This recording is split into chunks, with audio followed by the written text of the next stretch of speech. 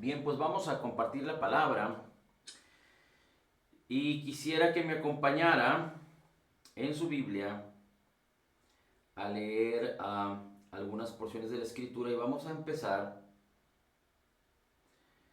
en Gálatas y vamos a ir a Gálatas capítulo 5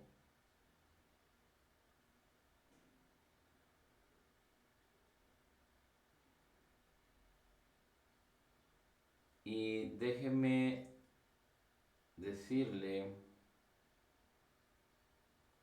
vamos a leer a partir del versículo 3.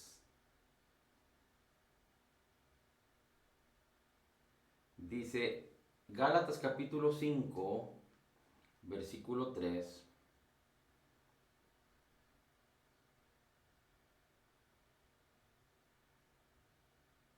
Dice así: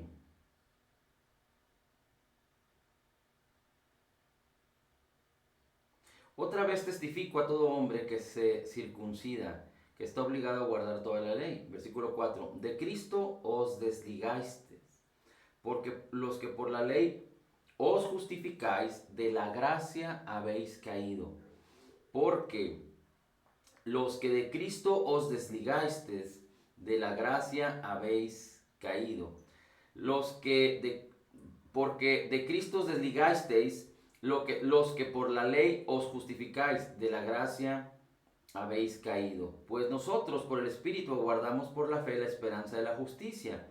Porque en Cristo Jesús ni la circuncisión vale algo, ni la incircuncisión, sino la fe que obra por el amor. Sino la fe que obra por el amor. Déjenme le leo algunas otras versiones para comparar. Vamos a comparar el versículo 4. Dice otra versión, la palabra de Dios para todos: si ustedes quieren estar bien con Dios por la ley, entonces se habrán apartado de Cristo y se habrán alejado del generoso amor de Dios o de la gracia de Dios.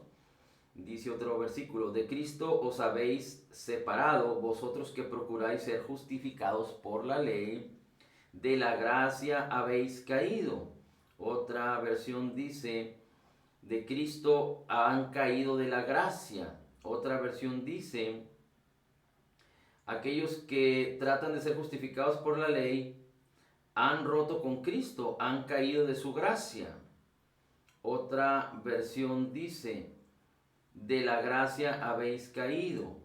Y particularmente quiero referirme a lo que tiene que ver con la gracia. Y aunque aquí el apóstol Pablo a los Gálatas les habla de una manera más profunda, porque resulta que los Gálatas habían dejado la gracia de nuestro Señor Jesucristo, habiendo aprendido, habiendo recibido al Espíritu o del Espíritu y habiendo aprendido de la justicia que es por la fe de Jesús, y habiendo recibido la abundancia de gracia, dejaron la gracia de lado para seguir intentando justificarse ante Dios a sí mismos, justificarse a sí mismos ante Dios por la ley de Moisés, por el intentar cumplir los mandamientos. El apóstol Pablo escribe de una manera muy intensa acerca de corregir a los Gálatas. Dice la escritura que de la gracia habéis caído. No sé si usted recuerda el arca del pacto. El arca del pacto era, digamos que una caja cubierta de madera, cubierta de oro, pero en el interior estaba el maná, estaban las tablas de la ley y estaba la vara de Aarón. Y la caja estaba tapada o cubierta por una tapa de oro, por una tapa también de madera, pero cubierta de oro. Y en esta tapa, encima de la tapa estaban dos querubines. En esta tapa se rociaba la sangre. Es decir, cuando el sacerdote entraba, él lo que veía era la tapa. No podía ver lo que había en el interior de la tapa. Y los querubines cuidaban el arca del pacto, pero estaban sobre el propiciatorio. Y la sangre no se rociaba en el interior del arca, sino en el exterior, sobre el propiciatorio. Bueno, el propiciatorio es un tipo del Señor Jesucristo porque Jesús es la propiciación por nuestros pecados y Él derramó su sangre. Él vertió su sangre para que nosotros fuésemos redimidos. Pero Dios no veía, por causa de la sangre de Jesús, dice la Escritura en Romanos 3, que Él pasó por alto los pecados pasados, es decir, de Cristo, de la muerte, sepultura y resurrección de Jesucristo, antes de esto, hacia atrás. Antes de la muerte, sepultura y resurrección de Jesús, hacia atrás. Los pecados del hombre habían sido pasados por alto en su paciencia. No es que Dios los había borrado y todo era borrón y cuenta nueva, como vulgarmente dicen por ahí. No, sino que dice la Escritura que Dios pasó por alto los pecados pasados.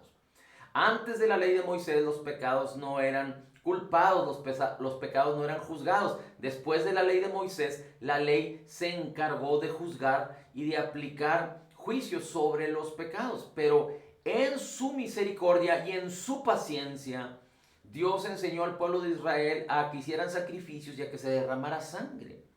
Por eso cuando nosotros participamos del cuerpo y de la sangre de Cristo, Cristo es tipo del Cordero que fue sacrificado, el Cordero de gloria que quita el pecado del mundo. Así es que Dios, todo aquello que les enseñó en la antigüedad, en el tiempo de Moisés, era símbolo de lo que había de venir a suceder con Cristo, porque en Cristo fuimos perfectamente justificados y fuimos totalmente redimidos por su sangre, por su obra terminada, completa y perfecta.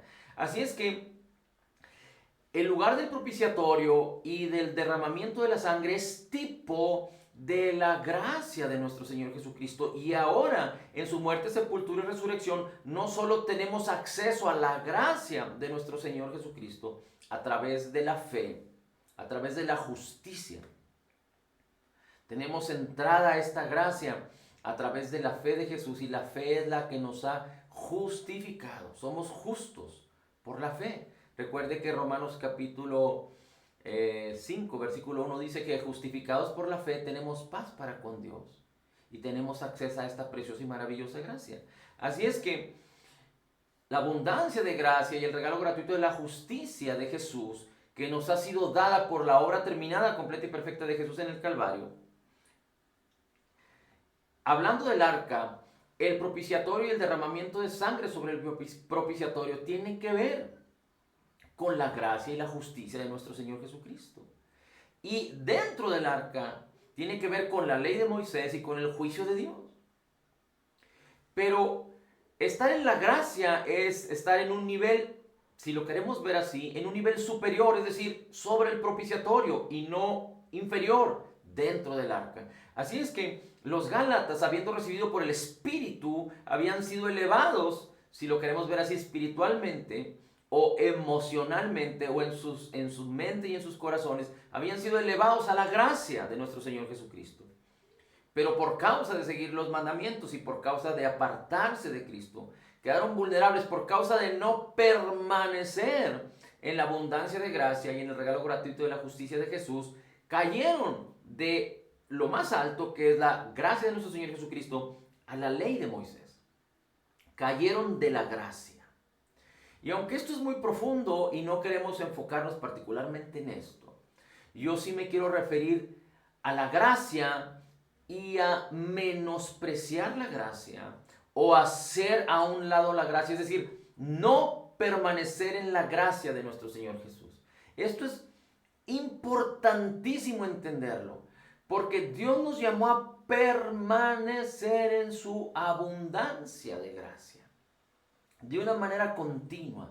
Si nosotros no aprendemos y no nos responsabilizamos por permanecer en la gracia de nuestro Señor Jesucristo, vamos a quedar vulnerables, y lo hemos dicho una y otra vez, a que el ladrón venga a hurtar, matar y destruir. Ya sea porque queremos seguir la ley, ya sea porque queremos seguir los mandamientos de los hombres, ya sea porque queremos hacer nuestra propia voluntad, o ya sea porque seamos engañados y nos vayamos en los malos hábitos o en las opresiones y en los engaños de este mundo y del pecado. Ahora, particularmente la gracia tiene que ver con estar agradecido. La gracia tiene que ver, o estar agradecidos es parte de recibir de la gracia, de entender la gracia de nuestro Señor Jesucristo, de permanecer en la gracia de nuestro Señor Jesucristo. Y déjeme decirle por qué es muy importante esto. Porque cuando entendemos la gracia, estamos agradecidos. ¿Por qué? Porque no merecemos nada y sin merecerlo, Dios decidió bendecirnos con toda bendición espiritual. Sin merecerlo, Dios decidió perdonarnos y redimirnos de una manera perfecta. Sin merecerlo, Dios decidió justificarnos. Sin merecerlo, Cristo Jesús pagó por nuestros pecados, pagó por nuestras deudas, perdonó nuestros pecados en el derramamiento de la sangre de Cristo en el Calvario. Y sin merecerlo, fuimos justificados delante de Dios por la fe de Jesús. Sin merecerlo, sin merecerlo, sin merecerlo. Porque la gracia no se puede comprar, no se puede merecer, no se puede adquirir por precio, ni por obras. Esto es muy importante. ¿Por qué? Porque cuando nosotros llegamos a pensar que nosotros merecemos una mejor vida, que nuestros hijos merecen un mejor trato, una mejor vida, una mejor posición, una mejor casa, un mejor trabajo, que nosotros merecemos una mejor aceptación, una mejor relación, una mejor satisfacción. Y cuando todo esto tiene que ver con que yo merezco o mi familia merece, entonces perdemos de vista la gracia. Entonces dejamos de ser agradecidos. Y entonces viene la frustración por no alcanzar lo que nuestra carne desea. Porque cuando yo pienso que merezco, es mi carne la que me está incitando a creer que merece. Y en este mundo, hablando de manera horizontal, las personas creen que se merecen las cosas. Cuando nosotros hacemos algo por alguien y esa persona se siente agradecida por lo que hicimos por ella, la persona da gracias. Y nosotros es muy importante que entendamos que el ser agradecidos es un reflejo de que estamos satisfechos en o cómo estamos viviendo, en el sentido de no buscar primero por nuestra carne, no buscar primero por nuestro ego, no buscar primero por nuestra voluntad particular y apartada de Dios, entendiendo también que Dios nos llamó a vivir en lo mejor de Dios, que Dios nos llamó a vivir a la manera de Cristo, que Dios nos llamó a vivir en la vida abundante que Cristo Jesús conquistó por nosotros. Pero cuando creemos que merecemos las cosas, que merecemos una mejor vida, que merecemos una mejor clase de vida, que merecemos una mejor clase de relación, que merecemos una mejor situación económica, que merecemos una mejor estancia laboral, y lo hacemos en la carne. Es decir, cuando creemos que merecemos, dijimos ya, es nuestra carne la que está incitando, que tenemos derecho, que merecemos. Entonces dejamos de permanecer en nuestra mente y nuestros corazones en la gracia, que es el favor de Dios inmerecido hacia nosotros. Cuando nosotros dejamos de buscar lo nuestro, como dice la Escritura en Corintios capítulo 13 respecto al amor, el amor no busca lo suyo. Entonces vamos a tener libertad de poder entrar y tener acceso. Tenemos acceso por la justicia de Dios a la gracia. Pero cuando dejamos de pensar en nosotros mismos y dejamos de pensar en que tenemos derecho y que merecemos, sino que tenemos lo que no merecemos por causa de la bendición de Dios, entonces vamos a aprender a ser satisfechos y a poder aspirar a lo más alto deseado, que tiene que ver con la bendición con la que ya hemos sido bendecidos en Cristo Jesús. Ahora, es importante permanecer. Es importante permanecer. Ahora, si hablamos de permanecer en la gracia respecto a estar satisfechos y respecto a buscar vivir en lo mejor de Dios y en la vida abundante de Cristo, también es importante que aprendamos a permanecer en la gracia para que no vivamos bajo condenación y culpa.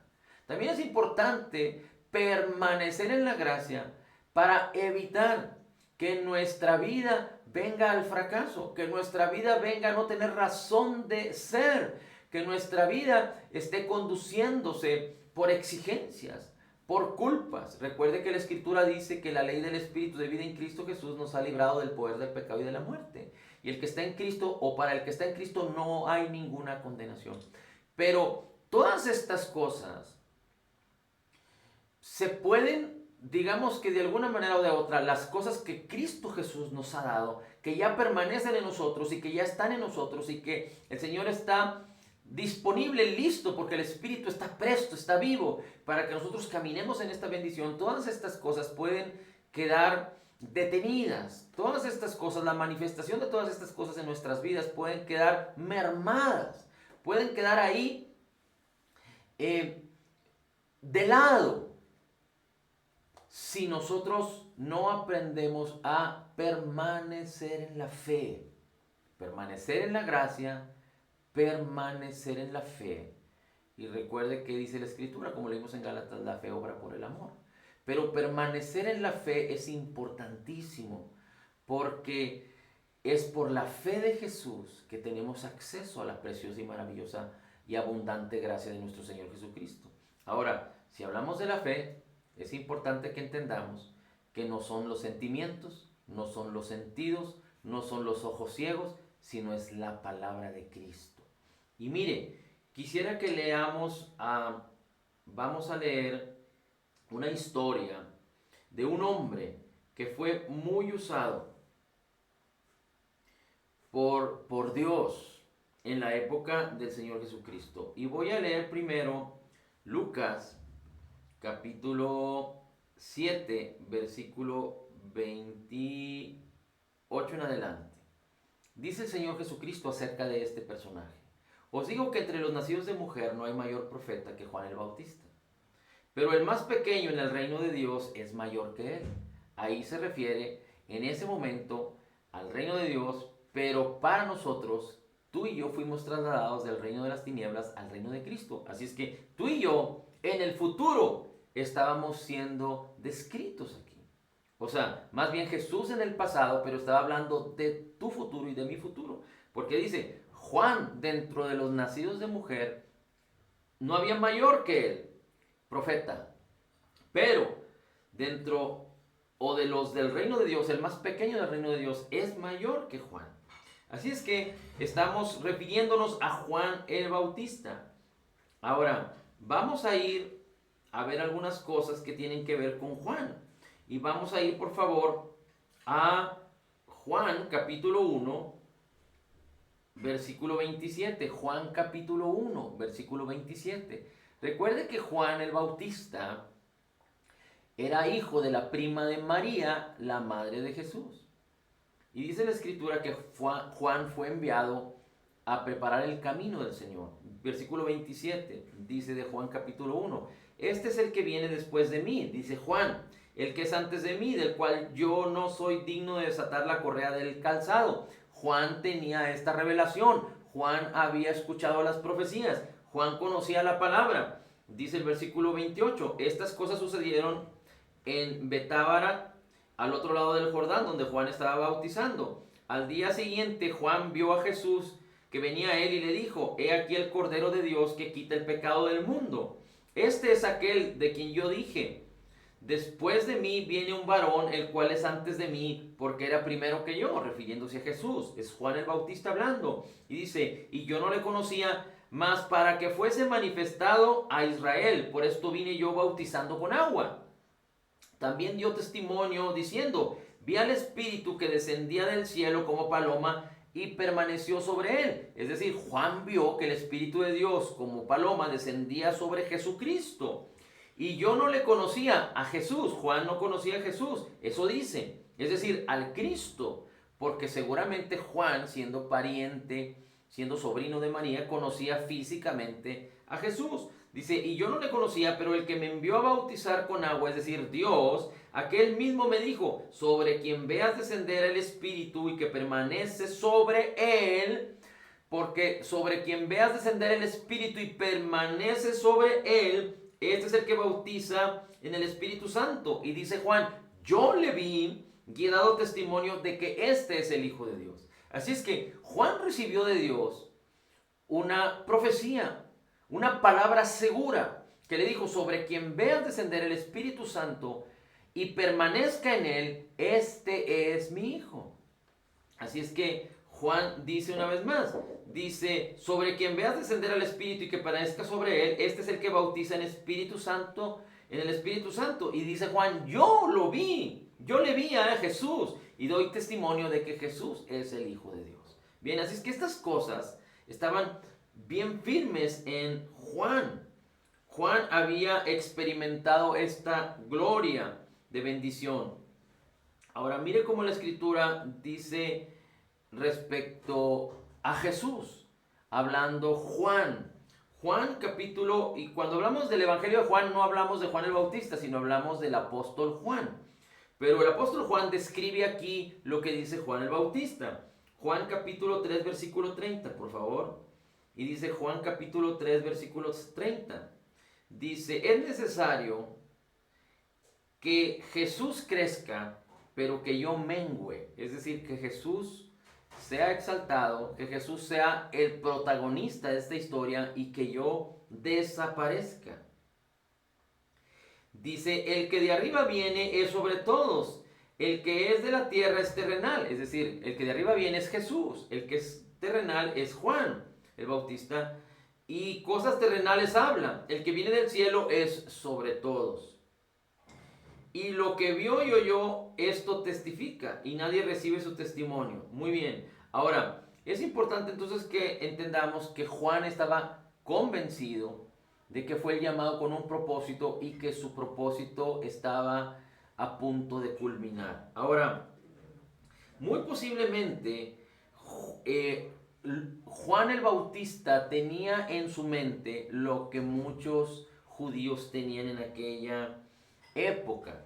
Muchos estaban esperando que las profecías que se habían hablado en el antiguo pacto se cumplieran, y estas profecías tenían que ver con la restauración y el reinado del Cristo, con la restauración del pueblo de Israel y del reinado del Cristo. Por eso en Hechos capítulo 6, versículo 1, solo apúntelo, lo voy a leer, dice Hechos capítulo 1, versículo 6. Hechos capítulo 1, versículo 6 nos habla de la creencia de los, digamos que de los judíos acerca de la restauración del reino, y nos habla acerca de que los judíos creían que Jesús se iba a manifestar como rey y que iba a restaurar todas las cosas con el pueblo de Israel. Dice, entonces los que estaban reunidos con él preguntaron. Recuerde, Jesús había resucitado. En Hechos capítulo 1, versículo 6, Jesús ya había resucitado. Estuvo 40 días con sus discípulos, y entonces los que estaban reunidos, es decir, sus discípulos, los 12 y muchos más, le dijeron, Señor, ¿es ahora cuando vas a restablecer el reino de Israel? Y Jesús les dice, no les toca a ustedes conocer la hora ni el momento determinados por la autoridad misma del Padre. Contestó Jesús, pero cuando venga el Espíritu Santo sobre ustedes recibirán poder y serán mis testigos en Jerusalén, en Judea, en Samaria y hasta los confines de la tierra. Así es que Jesús les revela que no era el tiempo de la restauración del pueblo de Israel y del reinado de Cristo como las profecías habían hablado. Es decir, no era el tiempo para que las profecías se cumplieran. ¿Por qué? Porque cuando habla del Espíritu Santo, habla del nacimiento de la iglesia. Habla de cómo el ministerio del Señor Jesucristo llegó a su momento en donde Él tenía que partir, y quedó el ministerio en manos del Espíritu Santo y de la iglesia. El predicar el Evangelio, el predicar acerca de las verdades de Jesús, de la muerte, sepultura y resurrección, del perdón de nuestros pecados, para que todos vengan al conocimiento de la verdad, para que todos vengan al conocimiento de la verdad y todos puedan tener la oportunidad de arrepentimiento, es decir, de cambiar su manera de pensar, para que entonces nazcan a una vida nueva, a una nueva manera de vivir. Así es que muy posiblemente Juan el Bautista tenía en su mente estas palabras, pero lo que fundamentaba o lo que había establecido a que Juan permaneciera en su propósito era que él había recibido la palabra y había visto con sus ojos la confirmación de la palabra. Pero ahora vamos a ir a el momento de donde Juan dice que es necesario que Jesús crezca y que yo sea venido a menos. Y vamos a ver cómo esto se manifiesta en Mateo capítulo 11, versículo 2. Juan estaba en la cárcel. Juan había sido preso por Herodes porque Juan había hablado acerca de la perversión que se estaba cometiendo en la familia de Herodes. Así es que por causa de la esposa de Juan, perdón, de Herodes, Juan fue apresado.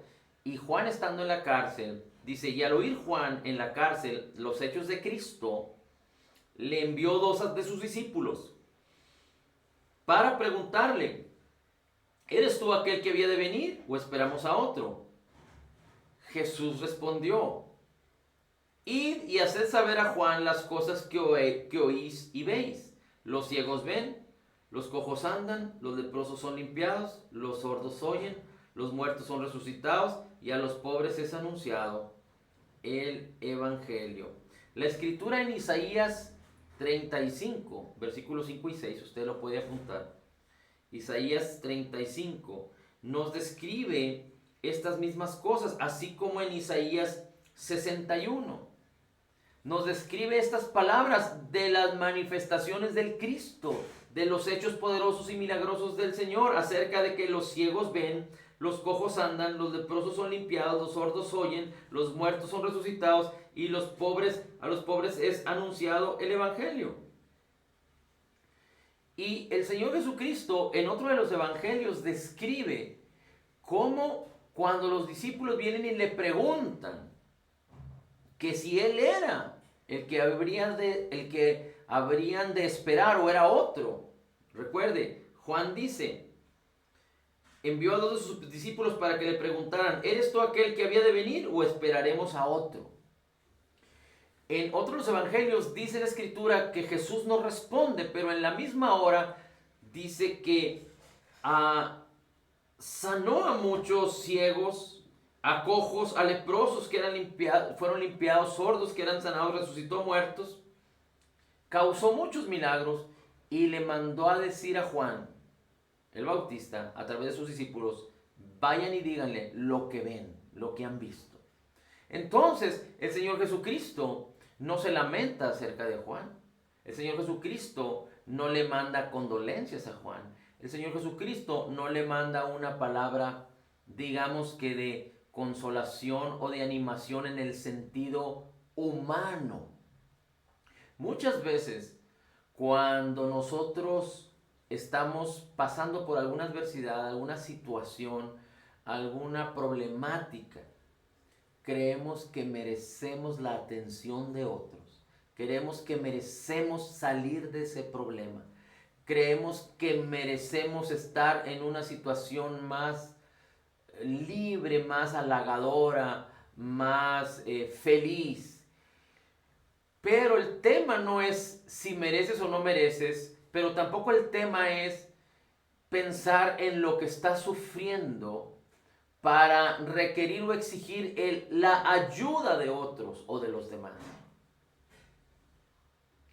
Si tú estás padeciendo una situación y por un suficiente tiempo no has podido salir de ahí, es porque realmente necesitas creer y necesitas permanecer creyendo. Si un creyente nacido de nuevo está sufriendo una situación por tiempo y tiempo y tiempo, es decir, en crisis, es porque le falta conocimiento de la verdad para ser libre, o le falta permanecer en la verdad que ya ha conocido y ha permitido que la incredulidad, que la duda por causa de tu manera de pensar, has permitido que conviva o cohabite en tu mente y en tu corazón. Y cuando las personas están en esta situación, piden ayuda o piden conmiseración, o en otras palabras, se convierten los creyentes en mendigos. Un mendigo quiere utilizar su atributo de pobreza, de desigualdad, de bajo autoestima para dar lástima, para mover la compasión y el corazón de las personas dando lástima para que las personas se apiaden del mendigo, de aquel que está pidiendo una limosna. Pero nosotros es importante que entendamos, no debemos llegar a ningún punto, y no me refiero a mendigar dinero, pero me refiero que aquel que está viviendo en depresión mendiga atención. Aquel que está recibiendo o viviendo rechazo mendiga que los demás se apiaden de sí mismo, que los demás lo levanten a una posición de honra. Es decir, está viviendo en una situación en la que su vida exige a otros que le reconozcan, como si en su problemática, en su desesperación, mereciera vivir de otra manera. Y Juan el Bautista estaba, podríamos decir que a lo mejor estaba un poco confundido.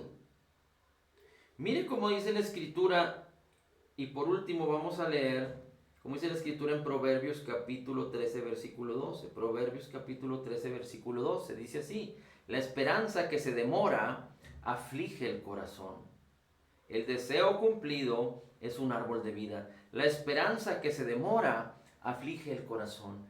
Y Juan tenía la palabra, pero no estaba permaneciendo en la palabra, porque Juan vio con sus ojos cómo el Espíritu de Dios descendía sobre Jesús, y Juan sabía que Jesús, el Cristo, era Dios, era quien Dios había señalado, y era el que iba a restaurar todas las cosas, no quizá a la manera de Juan, no quizá a la manera de los discípulos, pero en la propia y a la misma manera de la voluntad de Dios. Pero Juan quizá estaba confundido. Recuerde, Juan ya no predicaba más, Juan ya no bautizaba más, Juan estaba encarcelado, estaba a punto de ser sacrificado.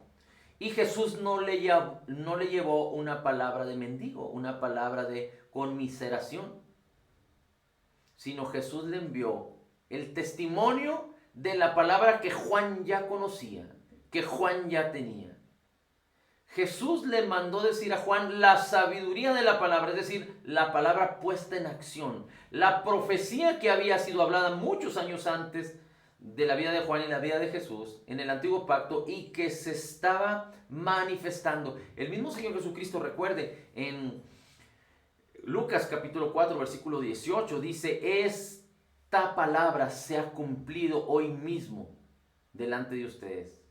El Espíritu del Señor está sobre mí y me ha ungido para traer buenas nuevas, para libertar, para traer sanidad, bendición. Y era lo que Jesús estaba manifestando. Así es que es muy importante que nosotros entendamos que tenemos que permanecer en la gracia, permanecer en la fe y permanecer en la palabra. No debemos permitir que sentimientos diferentes, sentimientos que atenten contra la fe, que es incredulidad, vengan a agobiar y a depositarse y a reinar en nuestros corazones. Cuando no nos va bien en una situación, sale la carne a relucir y a demandar derecho. El cónyuge contra su pareja, es decir, el esposo demanda a la esposa, o la esposa demanda al esposo, el hijo demanda al padre, el padre demanda al hijo, como si fuéramos carnales, como si las cosas en la carne pudieran satisfacer nuestras vidas. Ni una persona que está en depresión, requiriendo, demandando la aceptación de los demás o que los demás la ayuden. Y no estoy diciendo que no podamos ser sensibles y que no podamos ayudar a otros a permanecer en la fe. Esto es importante, porque también el Evangelio tiene que ver con amarnos los unos a los otros, ayudarnos los unos a los otros. Pero si el creyente está esperando que los otros son los que van a traerle salvación a esa situación, está muy equivocado. Es Cristo Jesús que mora en ti. Es el poder del Espíritu que mora en ti, que nunca se va a ir de ti. Pero es importante que a través de la palabra reconozcamos, seamos conscientes de que el Espíritu de Dios mora en nosotros y que Dios nos ha bendecido con toda bendición, que ya lo tenemos todo en Cristo, para que sin aspirar por la carne a querer merecer las cosas, seamos agradecidos y permanezcamos en la palabra para que entendamos que todo lo podemos en Cristo Jesús. Yo recuerdo haber visto algunos letreros en las casas de algunos creyentes donde dice: Dios es más grande que mis problemas. Pero también a la par, todo lo puedo en Cristo que me fortalece. ¿Qué preferirías tener en tu mente? ¿Dios es más grande que mis problemas? ¿O todo lo puedo en Cristo que me fortalece? Cuando tú hablas acerca de que Dios es mucho más grande que la montaña, que es mucho más grande que tus problemas, tú crees que Dios es poderoso, pero no necesariamente estás seguro que Dios va a actuar a favor tuyo. No sé si recuerda la historia de que Jesús subió al monte y le predicó el mensaje de la bienaventuranza a muchos que estaban escuchándolo. Y cuando descendió de aquel valle, de aquel monte, un leproso que no podía socializar porque era leproso, un judío leproso, lo estaba esperando abajo junto al camino. Y el leproso le dijo: si quieres, puedes sanarme. El leproso no dudó del poder de Jesús, como aquellos que piensan que Dios es más grande que cualquier problema. El leproso no dudó acerca del poder de Jesús, pero sí dudó acerca, no estaba seguro acerca del deseo de Jesús de sanarlo. Pero cuando tú dices: todo lo puedo en Cristo que me fortalece, entiendes lo que entendió el leproso después de que Jesús lo tocó y le dijo: quiero, sé sano, sé limpio. Y aquel leproso quedó completamente limpio. Es decir, todo lo puedo en Cristo que me fortalece significa que en Cristo todas las promesas son sí y amén. Y Él está más deseoso que tú y que yo de que podamos ser exitosos y felices, y que podamos ser una bendición para muchos, y que podamos quedar libres de toda depresión, de toda situación carnal, de toda incredulidad, y que permanezcamos en la fe para vivir en la abundancia de Cristo y en lo mejor de la vida que Dios nos concedió en Cristo Jesús, en su Espíritu y en su palabra. Así es que cuando dices: todo lo puedo en Cristo que me fortalece, es, por decirlo así, tú estás creyendo lo que eres en Cristo, lo que Dios te ha llamado a hacer, lo que Dios te ha llamado a poseer, y cómo Dios te ha llamado a permanecer por su buena voluntad, por su palabra. Recuerda, tenemos todos los recursos del cielo para permanecer en la gracia, en la fe, en la palabra del Señor Jesucristo, porque así el Señor dijo hacia nosotros: nunca te dejaré, nunca te abandonaré. Así como el Espíritu de Dios permaneció en Jesús, así el Espíritu de Dios permanece en ti y permanece en mí hasta que el Señor Jesucristo venga por nosotros, cuando Él lleve a su iglesia en ese acontecimiento que todos estamos esperando. Y por eso permanecemos en esta gracia y en la fe y en su palabra, porque Él viene muy pronto por nosotros. Padre, te damos la gloria, el honor y la alabanza. Bendito sea tu nombre. En Cristo declaramos que somos total y completamente perdonados y sanados, perfectamente justificados, altamente favorecidos, profundamente amados, grandemente bendecidos, más que vencedores. Como Jesús es, así somos nosotros, así dice tu palabra, así somos nosotros en Cristo Jesús. Recibiendo la abundancia de tu gracia y del regalo gratuito de tu justicia, declaramos: todo lo puedo en Cristo que me fortalece. Amén, amén y amén.